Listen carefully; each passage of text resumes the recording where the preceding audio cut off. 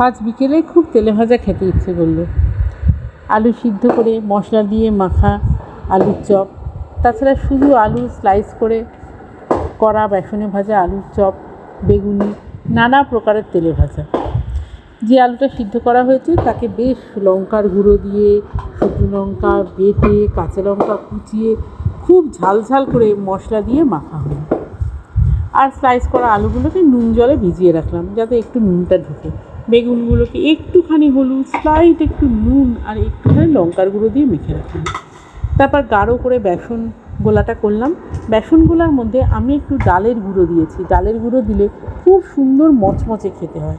আর 1 চিমটি খাবার সোডা।